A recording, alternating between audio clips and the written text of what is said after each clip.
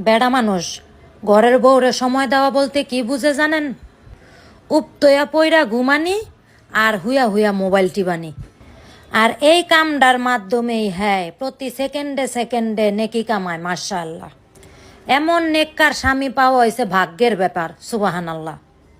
আর সেই সময়ে একজন নেককার স্ত্রীর উচিত তারে সামনে টাইমে টাইমে খাওনটা হাজির করা। আর অবশ্যই এইটা খেয়াল রাখা উচিত যে সেই মহামান্য স্বামী, নেককার স্বামী যেন খাওনটা মুখটা না চাইতে হয়। সে এত কষ্ট করে এত নেক কামাইতাছে হুয়া হুয়া।